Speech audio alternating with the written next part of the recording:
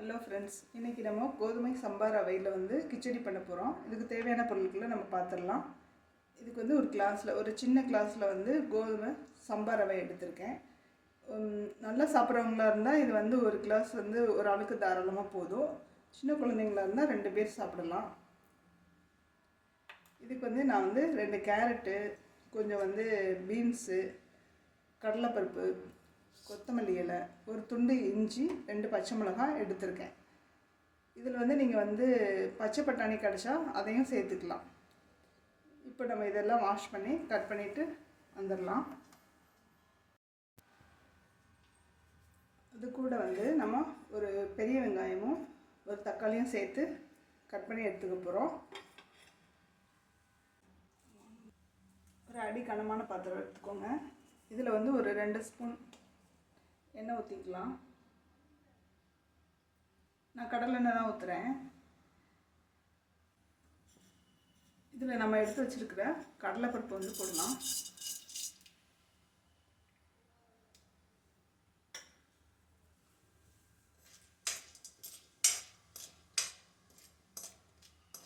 இந்த கடலைப்பருப்பு பொன்னிறமாக வரைக்கும் நல்லா வறுத்துக்கலாம்.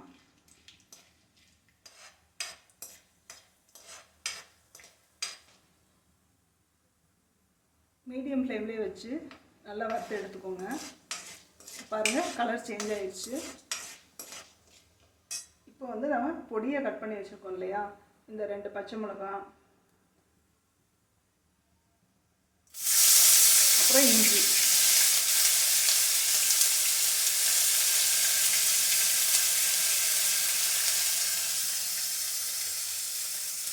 பொடியை கட் பண்ணி வச்ச பச்சை மிளகாயும் இஞ்சியும் சேர்த்துக்கிறோம்.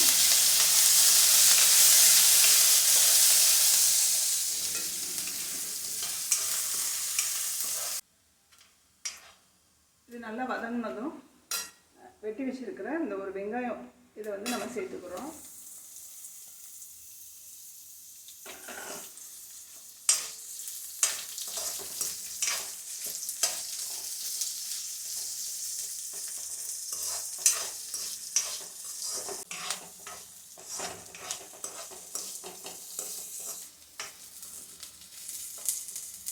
வெங்காயம் லைட்டாக வதங்கி இந்த மாதிரி கண்ணாடி பதம் வந்த உடனே நம்ம நறுக்கி வச்சுருக்கிற ஒரு தக்காளியை இதோடு சேர்த்துக்கணும்.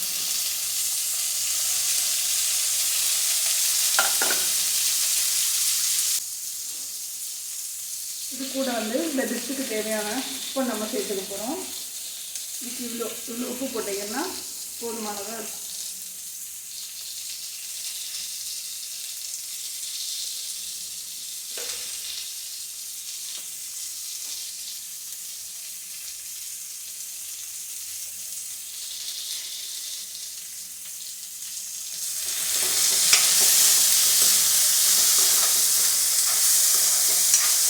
இந்த தக்காளி சேர்த்து நல்லா வதக்கிக்கலாம்.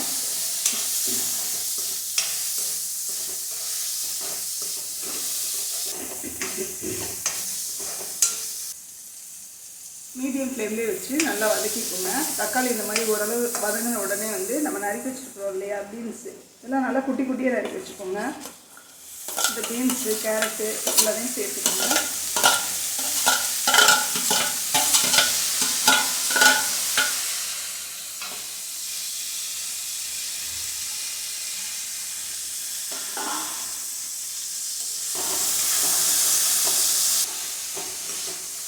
இதையும் சேர்த்து நம்ம நல்லா வதக்க போகிறோம்.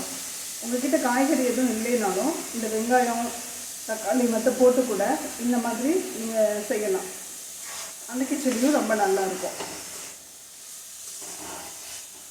இதுக்கு சைட் டிஷ்ஷாக என்ன வச்சுக்கலாம்னா நம்ம தயிர் வச்சுக்கலாம். நான் காய் நிறைய சேர்த்துருக்கேன். உங்களுக்கு காய் பிடிக்காதுன்னா கொஞ்சம் கம்மியாகவும் சேர்த்துக்கலாம். ஓரளவு வதங்கின உடனே கொஞ்சம் ஹை ஃப்ளேம்லேயே வச்சு வதக்கிக்கோங்க. காய் ஓரளவு வதங்கினாலே போதும். இப்போ நம்ம இதுக்கு தேவையான தண்ணி ஊற்றிக்கலாம். இந்த கிளாஸில் ஒரு கிளாஸ் நான் ரவை எடுத்துருந்தேன், கோதுமை ரவை. இப்போ இதில் 3.5 கிளாஸ் நான் தண்ணி ஊற்ற போகிறேன்.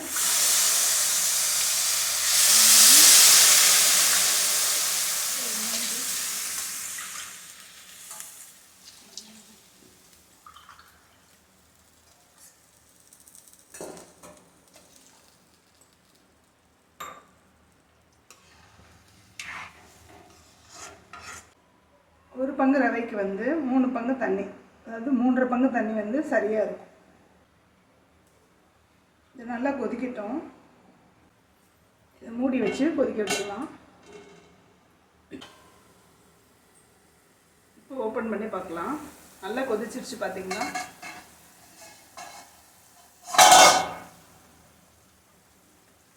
இந்த மாதிரி நல்லா கொதிச்சு வந்த உடனே நம்ம எடுத்து வச்சுருக்க இந்த ரவை இருக்குது பார்த்தீங்களா, இது வந்து நம்ம கலந்துக்கலாம்.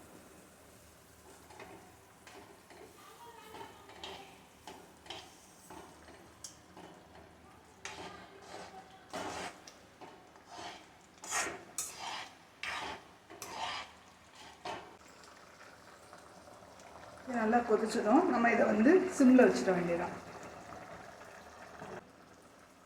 ஃப்ளேமை குறைச்சிட்டு இதை மூடி வச்சிடலாம்.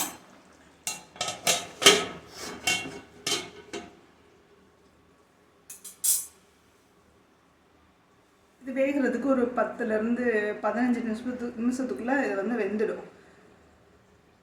இதை வந்து இடையில ஒரு தடவை நம்ம வந்து கிளறி விட்டுட்டோம்னா அது வெந்துடும். ஒரு 10 நிமிஷம் கழித்து நம்ம இதை பார்க்கலாம். இப்போ ஒரு 12 நிமிஷம் மேலே ஆயிடுச்சு.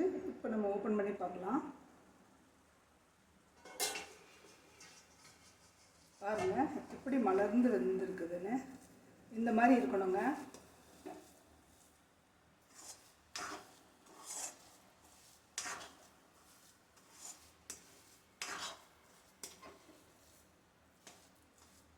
இது கரெக்டாக ஒரு 13 நிமிஷம் ஒரு 15 நிமிஷத்துக்குள்ளேயும் வெந்துடுது. இந்த மாதிரி வந்த உடனே நம்ம கட் பண்ணி வச்சுருக்கிற மல்லித்தலையை இது மேலே தூவிக்க வேண்டியது.